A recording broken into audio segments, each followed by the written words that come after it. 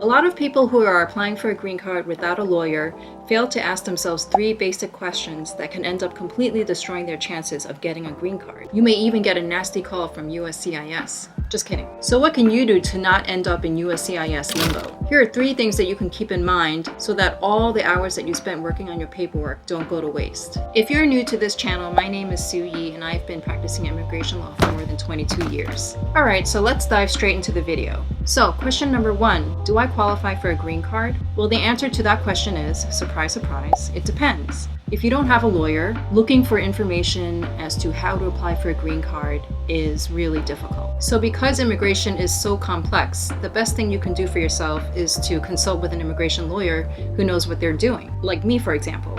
Just kidding. I'll just give you an example of how complicated immigration can be and the consequences of not hiring an immigration lawyer who knows what they're doing. So just 2 days ago, I did a consultation with a client. It turns out that he actually had a consultation with me 10 years ago. And back then, I gave him my advice as to how to go about sponsoring his wife to come to the United States and get a green card. Well, he ended up never hiring me. Instead, he hired someone else. Turns out that that person was not a lawyer. And so this person filed an application with immigration. It ended up that the application got denied. Even after that, this person who filed the paperwork passed away from COVID, never kept a copy of the applications that he filed.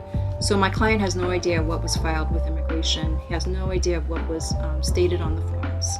And as a result, his wife is now stuck outside the United States. And so this client is left in the United States raising 3 of their children on his own.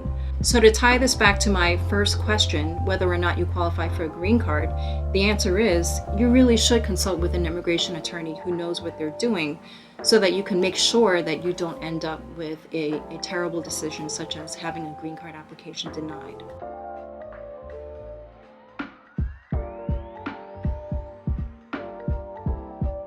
So question number 2, have your immigration forms been filled out completely and accurately and truthfully? So immigration loves to reject filings for any reason. Just this past year, immigration was rejecting almost all asylum applications, even if one question was left blank, even where the answer was not applicable. You may not realize this, but when you file an application with immigration, they consider it to be a sworn statement.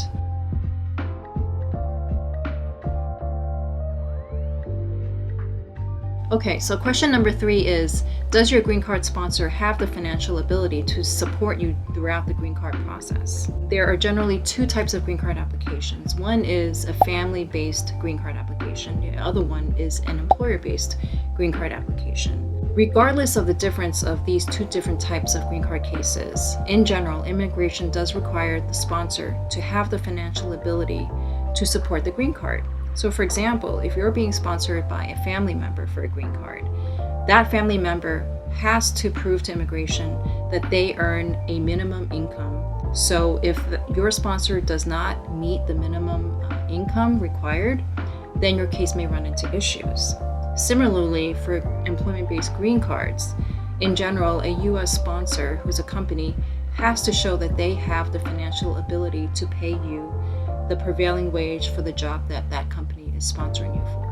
If the company cannot show that they're able to pay this wage, then your green card application will also run into issues. So those are 3 basic questions that you will have to answer if you're serious about applying for a green card.